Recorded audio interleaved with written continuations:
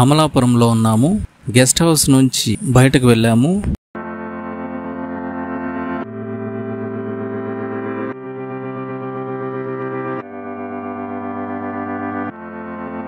అమలాపురంలో ఎలా ఉంది ప్లేస్ ఏంది చూద్దాము, ఏదన్నా స్నాక్స్ తీసుకుందామని చెప్పి బయట వచ్చాము.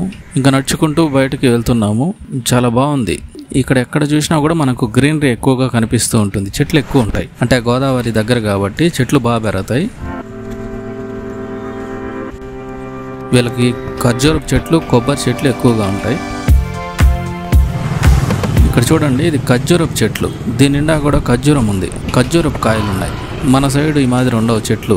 ఒక చిన్న రెస్టారెంట్కి వచ్చి ఇక్కడ చాట్స్ ఉన్నాయి. చాట్స్ ఆర్డర్ చేద్దాము, చాట్స్ తిందాం బాగుంటుంది అని చెప్పి వచ్చాము. ఇక్కడ లిస్ట్ ఉంది, ఏందేందో పెట్టున్నారు లిస్ట్. అక్కడ రేట్స్ కూడా మామూలు మనకంటే ఎక్కువ ప్రైస్ ఉన్నాయి ఇక్కడ.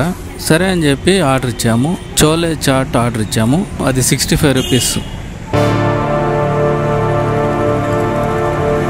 ఇది రెస్టారెంట్ బయట చైర్స్ వేస్తున్నారు, టేబుల్స్ పక్కనే రోడ్డు ఉంది, వ్యూ చాలా బాగుంది. సరే ఇక్కడ కూర్చొని ప్రశాంతంగా తిందాం అనుకున్నాము, ఆర్డర్ ఇచ్చాము.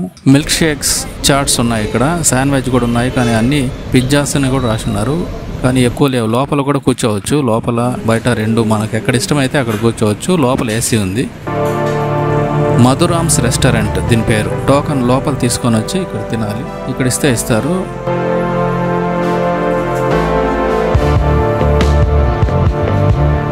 ఇచ్చాడు, చూస్తే ఎట్లుందంటే అది పెద్ద పెళ్లి ప్లేట్ లాగా ఉంది, పెళ్లి భోజనం లాగా ఇచ్చాడు.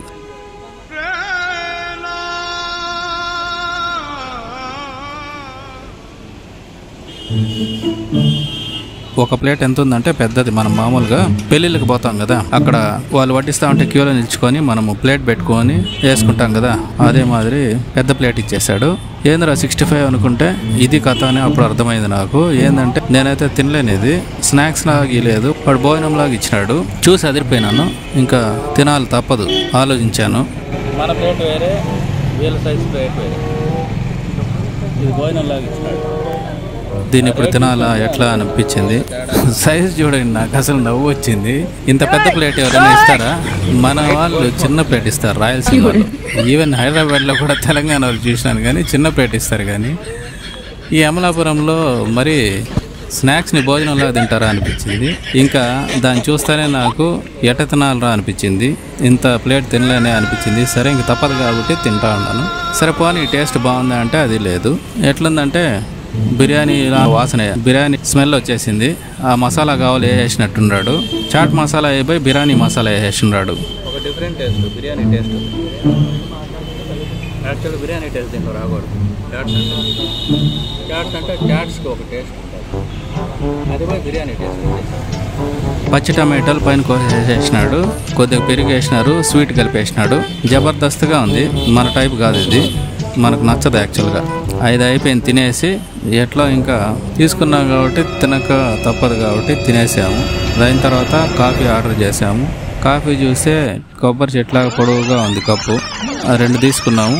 కాఫీ ఎలా ఉందంటే బాగాలేదు టేస్ట్. ఎందుకు కాఫీ తాగినాంరా అనిపించింది. కాఫీ చేసే చాలా మందికి రాదు.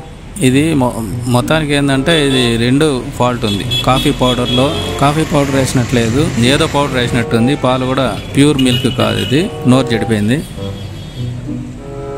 మిల్క్ మాత్రం పర్లేదు, కానీ కాఫీ పౌడర్ ఏమైనా అర్థం కదా. బాగా